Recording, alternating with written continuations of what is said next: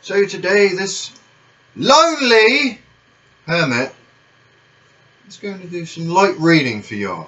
Now listen closely, guys. I'm only going to read a little bit. I don't know how much data it would cost to read the entire book, but I'm sure I'm not that much. So, without further ado, let's begin. Found among the papers of the late Francis Wayland Thurston of Boston. Of such great powers or beings there may be conceivably a survival of a hugely remote period when consciousness was manifested, perhaps in shapes and forms long since withdrawn before the tide of advancing humanity. Forms of which poetry and legend alone have caught a flying memory, and called them gods, monsters, mythical beings of all sorts and kinds. Part 1. The Horror in Play.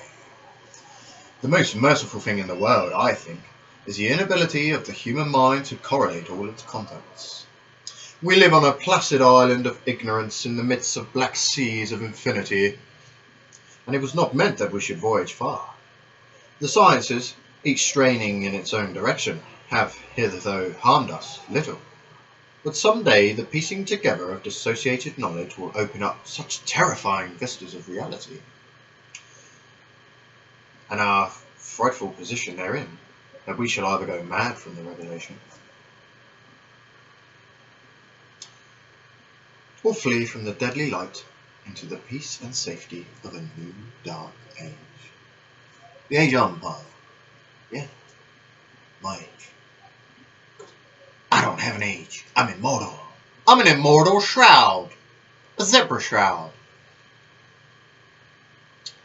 Theosophists have guessed at this awesome grandeur of the cosmic cycle wherein our world and human race form transient incidents. They have hinted at strange survivals in terms which would freeze the blood, if not masked by a bland optimism. But it is not from them that they came the single glimpse of forbidden eons, which chills me when I think of it, and maddens me when I dream of it.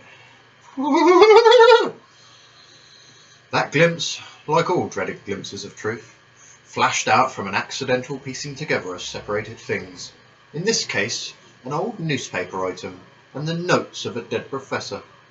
I hope that no one else will accomplish this piecing out. Certainly if I live, I shall never knowingly supply a link in so hideous a chain. I think that the Professor too intended to keep silent regarding the part he knew, and that he would have destroyed his notes had not sudden death seized him. We have to come to an end now, guys. We're going on 3 minutes now. My knowledge of the thing began in the winter of 1926-27, with the death of my grand-uncle George Gamow Angell, Professor Emeritus of Semantic Languages in Brown University, Providence, Rhode Island. Professor Angell was widely known as an authority on ancient inscriptions and had frequently been resorted to by the heads of prominent museums, so that his passing at the age of 92 may be recalled by many. Locally, interest was intensified by the obscurity of the cause of death.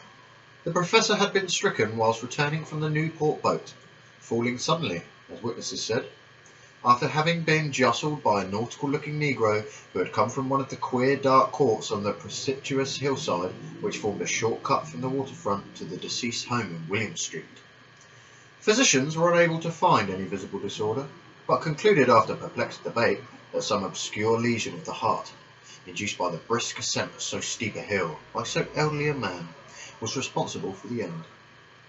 At the time I saw no reason to dissent from this dictum, but latterly I am inclined to wonder, and more than wonder, as my grandfather's heir and executor, for he died a childless widower, I was expected to go over his papers with some thoroughness, and for that purpose moved his entire set of files and boxes to my quarters in Boston.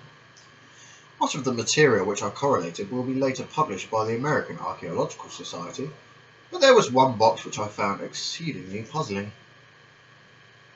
and which I felt much averse from shewing to others' eyes. It had been locked, and I did not find the key till it occurred to me to examine the personal ring which the professor carried always in his pocket. Then indeed I succeeded in opening it, but when I did so, seemed only to be confronted by a greater and more closely locked barrier.